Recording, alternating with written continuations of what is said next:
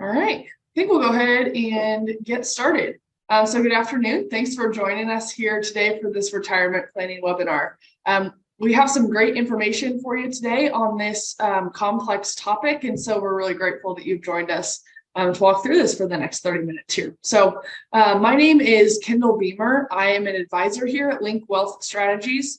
We primarily do retirement planning and investment management for folks. And we work hand in hand with tax professionals in the area to make tax smart investment and planning decisions. And we really enjoy what we do. So this is the second webinar of our 2023 webinar series. We will be hosting these informational webinars on different topics at noon on the first Wednesday of every month this year. So you can block that on your calendar if you're interested in joining us for more of these. And we will go ahead and show you the different topics at the end here of what we're going to be walking through later this year. So with that, I'm going to hand it over to Kyle Johnson, Senior Wealth Advisor here at Link, to tell you more about retirement planning. Excellent. Hey, thank you, Kendall. I really appreciate it. And I want to thank you guys for joining us today. Like Kendall mentioned, this is a complex topic that I know is forefront on a lot of people's minds. And it's what we specialize in. It's what we've been doing for over 13 years now. I know we've got a lot of folks on the webinar today that we currently work with. I may just touch base briefly on the name change, that we have updated our name to Link Wealth Strategies, primarily to be a backdrop to what we've done for 13 years now, linking people to what's possible in their own personal situation. And that directly ties to planning for retirement. We're going to talk through 5 basic building blocks of a retirement plan today with you. Before I get into the material today, I want to just address any questions that you may have. The Q&A window at the bottom of your web page, you will be able to submit a question, and Kendall will share those with me at the end of the webinar and at the end of the material. If you have a more substantial question that we might not be able to address, but maybe need to take it offline, you can certainly email us at letstalk@linkwealthstrategies.com that you see right there. Or if you'd like to meet personally, Creighton Beamer, who is actually in the background right now watching us, is available at our office line that you can see right there, the 785 number noted. So why is this topic so important? Well, a recent Kiplinger article that I read noted that only 25% of retirees have a written financial plan for their retirement years. In fact, a lot of times when we visit with new clients, what we notice is that they might come in with an investment portfolio, and to that point, they have thought that is their investment strategy for retirement. But it's our experience that without a written plan that you review regularly, your likelihood of success can dramatically decrease. In fact, without a plan, a retirement you hope will be satisfying can be more stressful than your working years.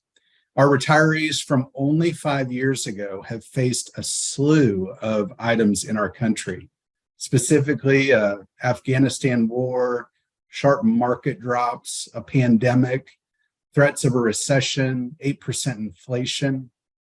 All of these things can make you crazy, and they can really stir anxiety in the life of somebody who turns the corner from accumulation during their career to decumulation in retirement.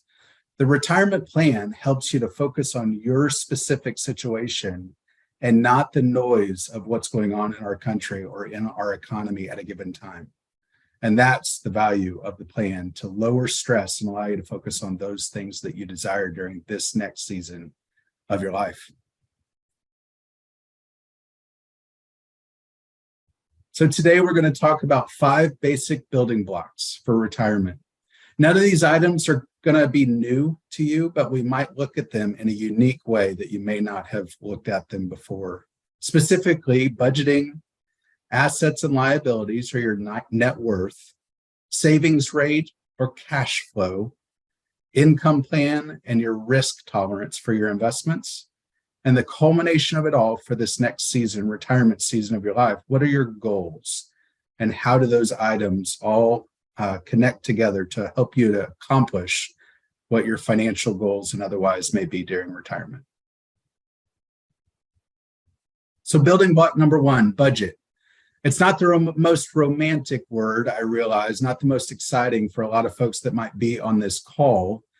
However, just like a football game cannot take place without a boundary, without an out of bounds, so a spending plan in retirement is impossible without boundaries.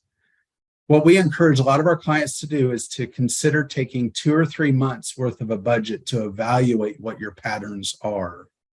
I'll share with you a budgeting document that we hand out to folks quite often, and share with you an application we use as well. These guardrails, once you've determined them, do serve just as that, as guardrails for your spending in retirement. They may fluctuate from time to time and need to be reevaluated based on your financial circumstances, but they will give you peace of mind that you're on track to not outlive your money. Right here, you'll see the first page of our budgeting document here at Link. Specifically, some of the items on here that you're very familiar with: your mortgage, your property tax, electricity, gas, water, sewer, home telephone, which not many of us have that anymore, but your cell phone, medical on the right side of the page, life insurance, long-term care insurance. It's a fairly exhaustive list that we put in front of folks, and not all the time are all of these pieces filled out, but it does give you an option, a tool to use to begin to track your spending over those few months that we recommend. The second page of that document has a little bit of the discretionary items that we do encourage people to consider. We don't think that a budget should merely be your basic necessities. We do think margin needs to be built into it for those things that you enjoy: entertainment, dining out, hobbies, certain vacations that you hope to go on. Now, while this document is available in our office, we can certainly follow it up if you want to put a note that you'd like one in our Q&A. Kendall can certainly send that to you after the webinar today. One of the tools we also use in our office, some of us use the free version, some of us use the $8 a month version, is an application called Every Dollar. It's produced by Dave Ramsey, which you might be very familiar with that. In fact, I know a couple of you are very familiar with Dave Ramsey who are on today. But it's a great application that does exactly what I'm showing you here, but it does it online. It allows you to use your phone in the application to drag and drop certain expenses that you may have, or type them in and put them in categories. So specifically, the dining out category, if you had a budget of $100 for a month and you went to Chick-fil-A or you went to a fancier restaurant than that, and it cost you $27, you could type that in and drag it into the dining out category. Or the paid version, it comes up automatically and you simply drag and drop it into that dining out tab. Building block number 2, assets and liabilities, or your net worth. What you have, your assets, and what you owe, your liabilities, makes up your net worth. An understanding of these things allows an advisor to make appropriate recommendations based on your situation. So this becomes a home base for us to determine what savings rate might be a good recommendation for you, at what rate you pay off your debt, at what income we might suggest you consider in retirement, and how you're going to address financially the goals you have in retirement, like travel or a kitchen remodel. Here's an example of our retirement planning tool. I have an example couple here, Joe and Judy Blocks, and their net worth statement. As on the screen, you can see their checking account has $8,000. They have an emergency fund in their savings account at the bank of $18,000. Joe has a 401k. He has a traditional IRA. Judy's company offers a simple IRA, and their primary residence is worth $267,000. Of which, at the bottom of the page, you'll see that their primary mortgage, the remaining balance on that, is $40,000 until it's paid off. Building block number 3, savings rate and cash flow. It'll be no surprise when I tell you that the rate at which you save may determine how early you can retire. Many save for retirement, though, without understanding how much income they can generate from that projected savings when they do retire. This is another thing that we see quite often, that folks a lot of times pour their time and energy into careers, and they save and save and save, but they may not have ever done a plan and done the math behind where that is actually going to lead them one day. Now, to make matters worse, obviously we have volatility in the market, and that can confuse things, which our retirement planning software does address that.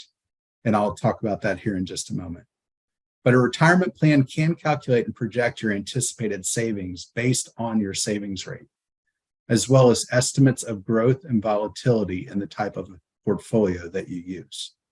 So building block number 3, savings rate and cash flow. On this page, you'll see the savings rate for the same couple, Joe and Judy Blocks, we've modeled here. Joe has a 401k, like we mentioned, and he puts in 4% of his salary, as you can see on the right side of the screen. His employer contributes or matches 100% of that 4% that Joe puts into his 401k. Some of you may have the same exact situation. A 4% match is very common for a 401k. His wife, Judy, has a simple IRA, as you may remember, and she contributes 3%. The max match an employer can do in a simple IRA for their employees is 3%. And so we've modeled that here under employer contributions. So where this puts us, I know there's a lot of information here, but what I'd like you to look at specifically is the retirement assets that this couple accumulates through the years. You will see on the far right side specifically that at retirement, they start decumulating or withdrawing money from the account. Retirement is specifically noted by that gray line on your screen. And then you will see a transition after about 3 or 4 years when they start to turn on their Social Security, that they stop withdrawing as much from their IRAs. So this is cash flow and how we map it out for our clients in their retirement plan. Building block number 4, your income plan and your risk tolerance. Are you willing to take on some risk if it might mean the reward will be greater? Or would you rather forego any anxiety in the market? An interesting thing happens, or at least I've observed, and I might speak absolutely here, and I realize it doesn't apply to everyone. But as I've noticed, as I age and as the folks that we work with age, anxiety with market volatility seems to increase. And so as a general rule of thumb, most folks, as you get older and near retirement, begin to decrease how much risk they take in the market. Years for growth have minimized. That was then. Now, one of our biggest goals is to protect assets and turn the corner to use them for income. Your risk tolerance will be one item considered when an investment recommendation is made. Any good financial advisor will do this for you. Our philosophy is to take the least amount of risk necessary in order to accomplish your financial goals. So your income plan begins with how much is recommended for your annual spending. So back to block number 1, this is how it all ties together. Those few months of spending and analyzing what your guardrails need to be, coupled with our math around what your investments, Social Security, pensions, annuities may provide for you for a lifetime, come up with a recommended annual spending rate that we provide to our clients in their retirement plan. Your income plan with the combined work of your advisor and tax professional will also determine what accounts you rely on money from and at what point. Specifically, some of you may have Roth IRAs, you may have traditional IRAs, and you may have accounts that we call non-qualified or non-IRAs. All of those are taxed differently. And so depending on your tax rate, we might determine to pull a certain portion out of your Roth, your traditional, and your non-qualified account in order to keep you in a certain tax bracket. This is a layer over and above retirement planning where tax planning becomes incredibly important. It's one of the drivers as to why Link Wealth Strategies works directly with CPAs and great enrolled agents. I realize this is a pretty complicated page that you see here, but you'll see the title in the top left of your screen. This is a 5-year cash flow for Joe and Judy blocks. Specifically, what I want you to notice is Joe's salary and Judy's salary in 2023, their last working year. 2024 is the first year that they are fully retired. What we do in our retirement plans is we project out cash flow. And then in 2027, if you'll go out that far, you will begin to see the implementation of Social Security. At the very bottom on the far right, you'll see $19,165. That is the first year of one of the couple's Social Security. And it helps to decrease how much is needed to be withdrawn from the couple's investment accounts. So this obviously provides for longevity as Social Security, pensions, annuities decrease how much you need to take from your investment accounts. This cash flow report allows us as advisors to recommend certain courses of action to make your money last the longest.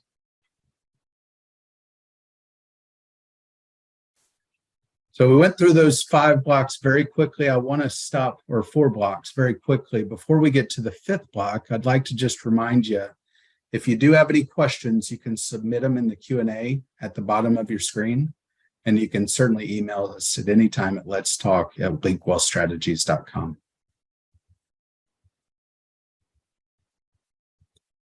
So the 5th building block, the culmination of it all, the goals that you had intended for this next season of your life. The final basic building block of a retirement plan is the culmination or the goals that you have waited for this season.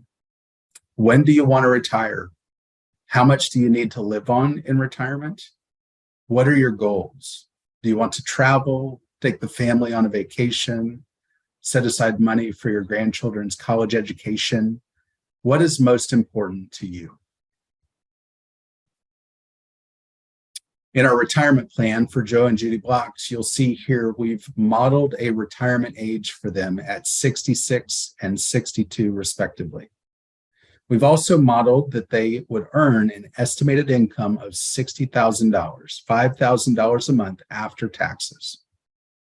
They also would like to begin saving some money, not paying for it all, but saving some money for their grandson, Joey. And they'd like to do $2,000 a year until from now, 2023, for 10 years. Probably pay for some books, maybe a little bit of living expenses during college when Joey goes off to college. Judy would like to remodel her kitchen when she retires. She thinks it'll take 2 years to complete that project, and $10,000 is needed from her retirement to do so.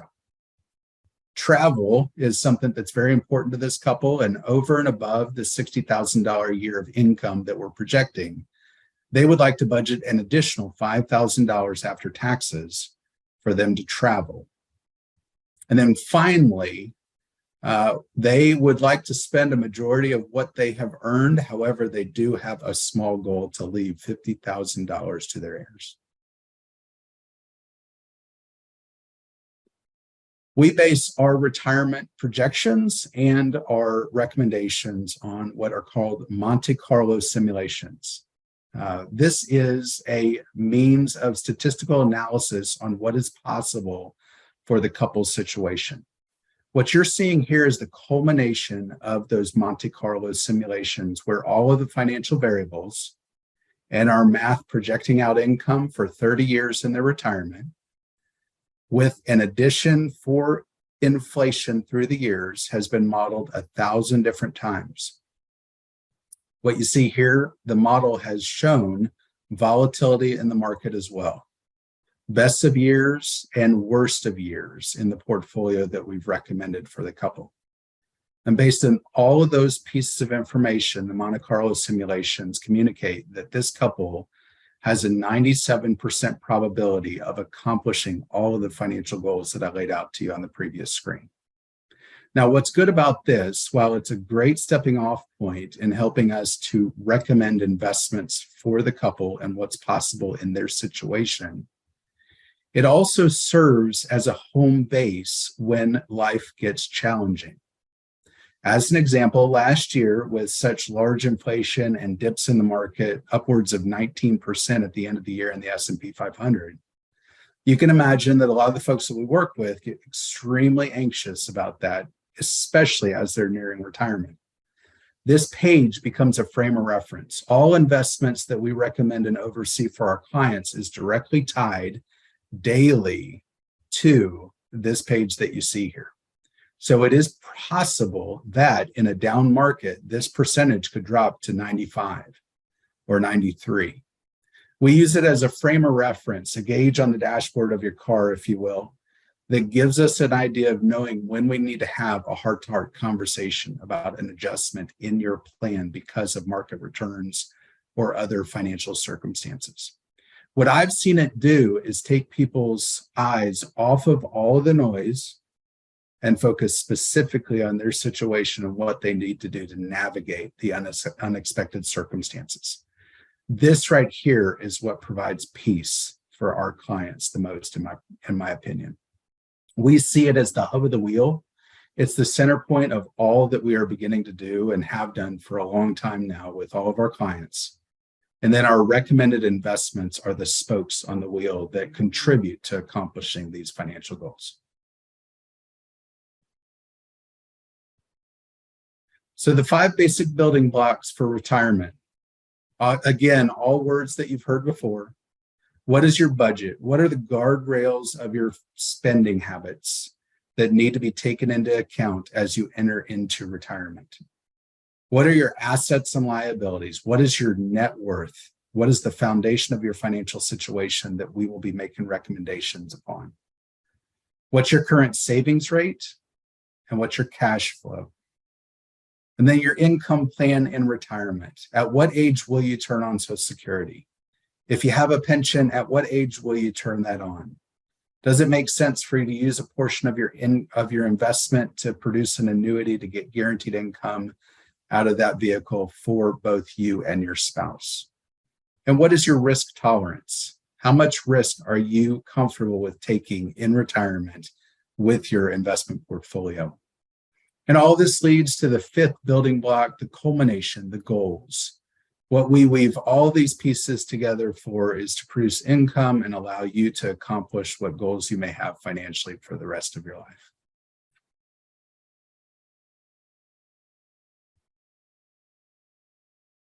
So where do we go from here? And I'll cover this, Kendall. If you would like to talk further about your particular situation, and would like to make an appointment with us, you can definitely do that by emailing or calling into the office to talk through these pieces. Furthermore, those basics are what we will ask of you in order to evaluate, tweak, or develop a plan for you. And that is exactly what we can do, is develop that hub of the wheel and make recommendations accordingly. So I realize I went a little out of order, Kendall, but please, if there's any questions, we can address them now. Hey, no problem. Yep. First, really great question here. I had always been told our generation shouldn't count on Social Security. However, I haven't heard anything about it disappearing soon. Does this old saying hold any weight or truth today in 2023? Says Kyle and I are the same age. You know, we hear it a lot as well, as you can imagine. What I've noticed with Social Security, I first of all do not think it's going anywhere. If it goes anywhere, I do think we've probably got bigger issues as a country. Now, that's my personal opinion. The reason why I think that is because it is such a bulwark of our society that so many generations for years have saved into this system and rely on it. Now, that doesn't mean that it won't be adjusted as the years go by. So the original retirement date in Social Security was 65. As as years have progressed, you can see that they have increased the full retirement age for folks as they age. I would not be surprised if that continues forward for folks in our age, in our late 40s, whether our full retirement age remains at 67 or is raised to 68, 69. My personal opinion is that Kendall and we've got another gentleman, Creighton, that I mentioned earlier in the office. I would imagine their full retirement age is certainly going to be 69 or 70. I think legislative changes will occur in order to increase the viability of Social Security for generations to come. That's my personal opinion. I don't think it's going anywhere. Thanks, Kyle. Another question, I think we have time for maybe one or two more here. How should I manage debt payoff versus savings as I'm getting closer to retirement? That's an excellent question. So this is something that Kendall and I address quite often with folks as they near retirement. That angst, wondering if you have enough, certainly begins to surface. And quite often we'll get a phone call or sit with somebody that asks how much they need to increase their savings for the last 2 or 3 years of their career. In an analysis of their net worth, if we do notice, similar to Joe and Judy Block's, that they have a mortgage of $40,000 remaining, our perspective and approach to that has to encourage them not to save anymore. Instead, we think the biggest bang for their buck is to eliminate that $1,000 a month mortgage, so to speak. So if we can encourage Joe and Judy Block's to increase their payment towards their mortgage and eliminate $40,000 liability payment to the bank, they immediately have increased their cash flow by $12,000 a year. Now, granted, they still have home insurance and property taxes that they need to budget for, but they have eliminated the mortgage payment that they owe the bank every year. Mathematically, for us, that is equivalent to about a $200,000 to $220,000 investment account to generate $12,000 a year. That's why to pay off a $40,000 mortgage, still using Joe and Judy Block's as the example, in the 3 years remaining in their career is much more powerful than trying to accumulate an additional $200,000 or $220,000 in investments. Awesome. Thanks, Kyle. I think that's all the questions. I think that should be it. So I think we're good to go. Great. Well, Kendall, I'll drop off and I'll let you close this up here. Okay, absolutely. Yeah. So thanks for joining us today. We really appreciate you hopping on with us. So like Kyle had mentioned, if you're interested in learning more about your particular situation, feel free to reach out to us. Let's talk at linkwealthstrategies.com. We'll gather your basic information and start to make a plan for you. So if you're interested in joining us for further topics, our next topic coming up here in April is 1031 exchanges, having to do with real estate, how to kind of push off some tax liability with those in the future. So we're also looking at estate planning on May 3rd. And then college planning on June 7th. So feel free to hop back on first Wednesdays at noon through the remainder of the year. Thanks for joining us today.